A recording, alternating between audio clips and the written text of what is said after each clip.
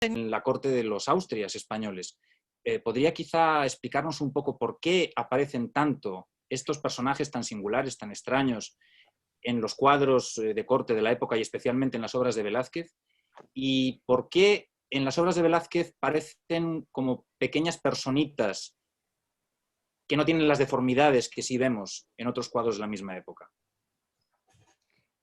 Bueno, yo creo que a los personajes de los bufones o hombres de placer o mujeres de placer eran personajes que acompañaban constantemente como un motivo de entretenimiento y de compañía de los reyes o de las infantas.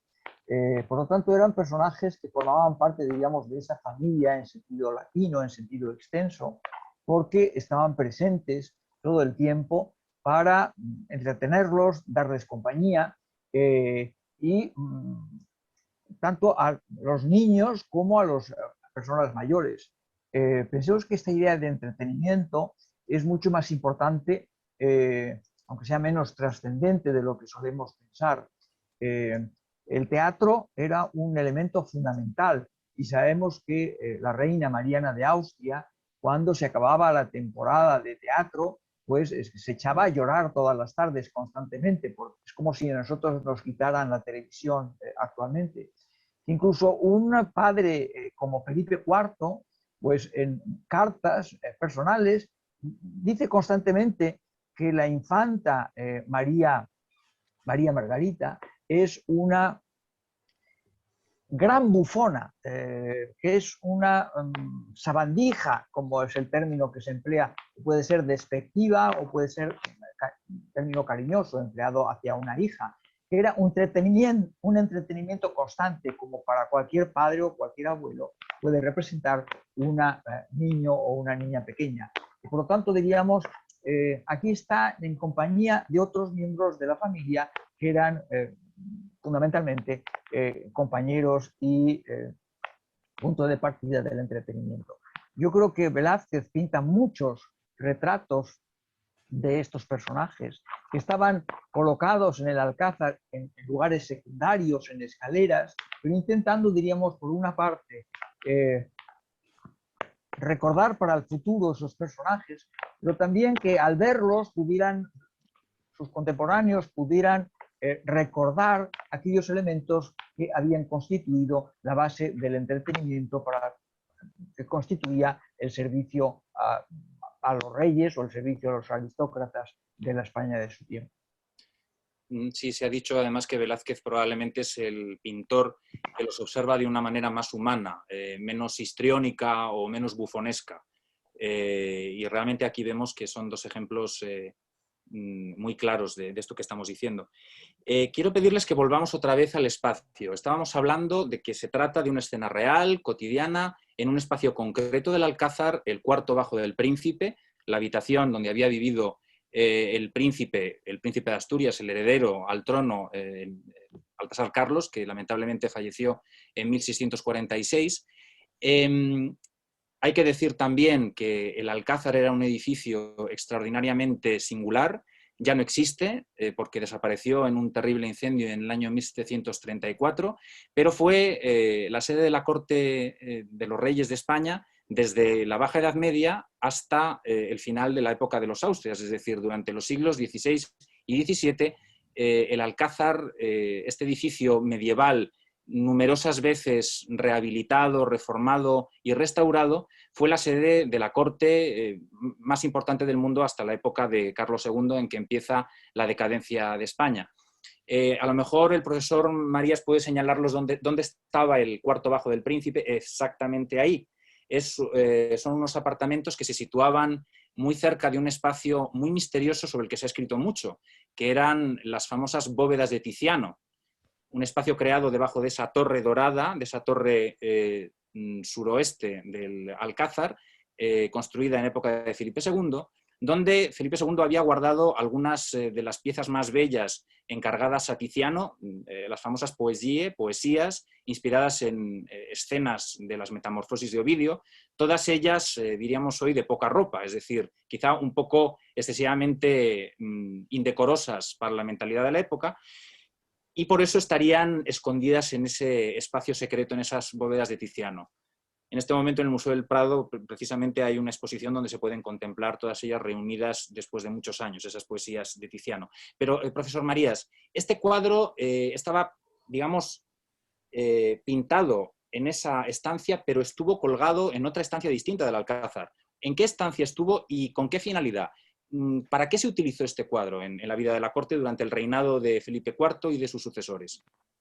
Bueno, se expuso por lo menos hasta el incendio del Alcázar de 1734 en una sala que sería la que se encontraba por debajo de esta sala que tenemos aquí, por lo tanto en la zona norte más fresca, que era el cuarto bajo de verano del rey. Y por lo tanto en la pieza más alejada de lo que sería la zona de palacio, que constituía el despacho de verano. Por lo tanto, diríamos, está en el sitio más privado del palacio, en un subterráneo fresco para el verano y en una zona que, bueno, pues estaba al final de lo que sería el comedor, al cual tendrían algo de acceso algunos aristócratas, después del dormitorio, probablemente para echarse la siesta, y por último el despacho. Y debería estar, digamos, en este muro del despacho, pero en una zona subterránea.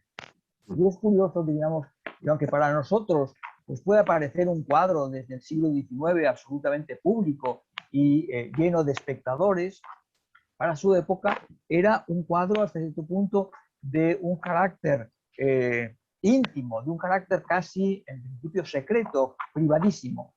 Pensemos que solamente algunos pintores, acompañados por algunos de los pintores de la corte, tuvieron acceso prácticamente por los testimonios documentales que poseemos. Ese portugués Félix de Acosta que yo he citado, el yerno de Velázquez, Juan Bautista Martínez del Mazo, como sería lógico siendo pintor real. Antes de 1700, el pintor italiano Luca Giordano, al cual se ha referido el padre Vico al hablar de la teología de la pintura, por lo tanto diríamos las meninas como el saber máximo, por encima incluso del saber filosófico, que podía alcanzarse en términos pictóricos. Antes de 1724, Antonio Acisclo Palomino. Y sin embargo, no existe ni una sola referencia al cuadro ni por parte de nobles españoles ni por parte de embajadores extranjeros que tuvieron acceso muchas veces al Alcázar, que hablan en algunos casos de cuadros colgados en otras dependencias del Alcázar, pero que no parece que alcanzaran esta zona absolutamente privada del despacho de verano de Felipe IV. Con lo cual nosotros es paradójico que sea el cuadro, diríamos, más conocido de toda la pintura española, pero que prácticamente nadie escribe, nadie publica nada hasta 1724, en que se cita por primera vez en un texto impreso, porque los otros pues, quedan en términos de manuscritos hasta prácticamente el siglo XX. Y además, si no me equivoco, se salvó de milagro del incendio. Para que nuestros oyentes se hagan una idea, el Alcázar de Madrid era un edificio muy poco ostentoso desde el punto de vista arquitectónico, pero albergaba, dentro de esos muros tan abigarrados y tan feos, que sorprendían un poco por la sencillez, dado el poder que tenía la corte española en aquel momento. Sin embargo, en el interior estaba probablemente la colección de pintura más espectacular y más valiosa de la Europa de la época. De Tizianos, de Rubens, de antiguos flamencos y, por supuesto, de obras de Velázquez. Es decir, era un gran receptáculo de las mejores obras de arte, tanto clásico como contemporáneo de la época, a principios del siglo XVII. De hecho, hay un inventario que se hace inmediatamente después del incendio de 1734, donde Cruzada Villamil consigna hasta 537 cuadros que se habrían perdido. Es decir, es prácticamente como si se incendiara el Museo del Prado hoy en día, ¿no? Es decir, realmente es un milagro que este cuadro, que ya en su época era tan poco conocido por estar en una zona tan privada, se conozca hoy en día. Si pasamos un poco a los aspectos más técnicos de la obra, Padre Vitko, estamos hablando de que este cuadro tardó mucho en descubrirse por estar en un sitio tan recóndito del palacio y porque después estuvo en el Museo de las Colecciones Reales, en el Museo del Prado, durante mucho tiempo únicamente expuesto para los conocedores del arte español. Pero hay un renacimiento del interés por la pintura de Velázquez en el siglo XIX. ¿Puedes hablarnos un poco de esto? ¿Qué papel tuvo sobre todo el impresionismo francés en este descubrimiento o redescubrimiento de las Meninas?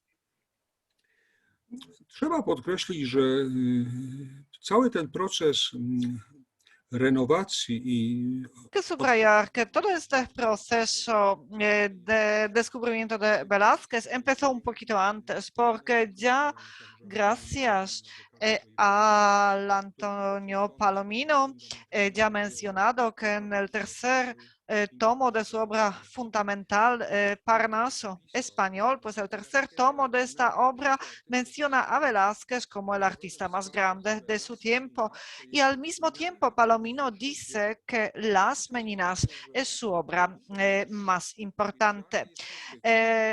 Antonio Palomino dijo que lo representado en ese cuadro estaba absolutamente extraordinario, que era una nueva fantasía, que no había palabras para contar el encanto y la habilidad de esta obra. Es lo que decía Palomino. Entonces Palomino de esta manera no abrió la puerta de interpretación para precisamente los especialistas de su época, la época del siglo XVIII, y un siglo más tarde, en el siglo XIX, Las Meninas se reconoce como la principal obra impresionista. Velázquez pintaba con unas pinceladas muy sueltas y son tan impresionistas que si nos ponemos demasiado cerca, la huella del pincel convierte la obra en un esbozo. Y desde lejos, el ojo del conocedor del arte puede distinguir una sutil vida en vida, y algo que desde cerca parece haber salido de una mano de un niño, desde lejos parece, o sea, ya no tenemos duda de que es una obra genial. Los impresionistas franceses quedaban impactados por esta obra. Tenemos que recordarnos, aunque a lo mejor los españoles no se dan cuenta de ello, pero nosotros en Polonia lo miramos desde otro ángulo. Pues lo que intento decir es que el arte español, la cultura español, durante siglos se miraba a una gran distancia. Y esto se debía a la leyenda negra de España, un país muy católico, muy poco tolerante, ultracatólico incluso diríamos, un país donde funcionaba la Inquisición y había muy poco margen para experimentos artísticos. Esto no es una opinión muy fundada, fue una opinión propagada por la literatura anglosajona, literatura protestante, y en sus supuestos y su base literatura anticatólica, que intentaba precisamente trasladar esta leyenda negra de España. Y lo interesante es que hasta el día de hoy en Polonia, en las fuentes incluso, esta leyenda negra de España pues se ve como petrificada, ¿no? Es decir, permanece. No es verdad, como ya he dicho, y yo diría que sobre todo los textos franceses ayudaron a los pintores impresionistas franceses descubrir esta obra, y siguiendo esta vía empieza a cambiar un poco la imagen, la opinión que se tenía en Europa a finales del siglo XVIII, como he dicho.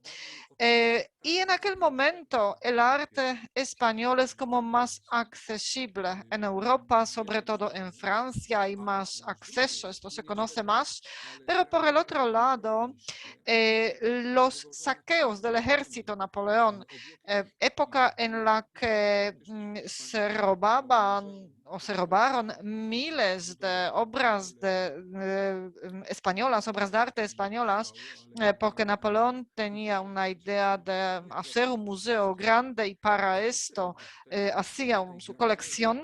El museo finalmente no se construyó nunca, pero España perdió mucho de su patrimonio. No obstante, como efecto secundario, Europa descubrió el arte francés que empezó a conocerse y luego lo comentaron de una manera muy amplia los pintores impresionistas franceses que consideraron a Velázquez su maestro, un tipo de gurú.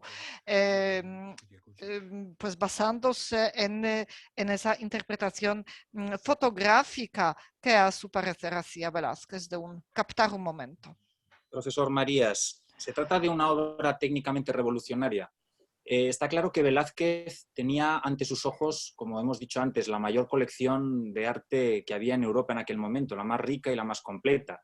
Y ahí había cuadros de Van Eyck, había cuadros de Tintoretto, de Tiziano. ¿Cuáles son las posibles influencias y de qué manera él rompe con esas influencias e introduce una técnica completamente nueva? Bueno, Velázquez tenía ante sus ojos en la propia colección de los Reyes en el Alcázar de Madrid, pues un número muy importante de cuadros. En el Escorial también. Y por lo tanto, diríamos, a través de sus viajes, sus dos viajes a Italia, pudo enriquecer de una forma muy importante, bueno, su memoria, su cultura visual, si queremos, ¿no?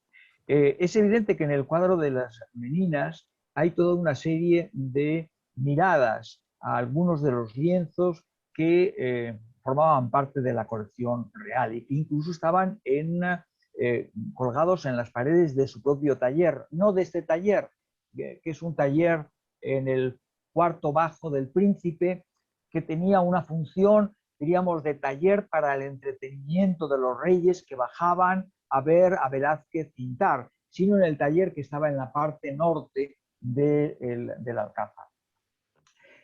¿Qué es lo que tiene presente Velázquez a la hora de pintar un cuadro como Las Meninas? Por un lado, la tabla de Jean Van Eyck del matrimonio Arnolfini, en el cual hay toda una serie de elementos, una pareja, el matrimonio, el autorretrato del pintor, un espejo que sirve para mostrar al pintor directamente la pareja de Arnolfini en primer término. Pero también diríamos los cuadros desde un punto de vista de las pinceladas, que yo llamo liberales, porque se pensaba que la pintura de borrones para Velázquez era un signo de no trabajar excesivamente como correspondía a sus pretensiones aristocráticas. Las pinceladas liberales de Tiziano y de Rubens, con el cual pues no solamente había tenido una correspondencia epistolar antes de su venida a España en 1629. También los retratos del Greco que estaban colgados en el taller y que es uno de los maestros de Velázquez. El lavatorio de Tintoretto, que está hoy en el Museo del Prado y que lo colocaría finalmente en el monasterio del Escorial y que habla con una admiración enorme y utilizando esas mismas palabras para las cuales va a utilizar después Palomino para referirse a los lienzos de Velázquez, como entrar por dentro del cuadro, el aire ambiente y por tanto diríamos esa capacidad de hacernos penetrar dentro de la ficción pictórica que está realizando.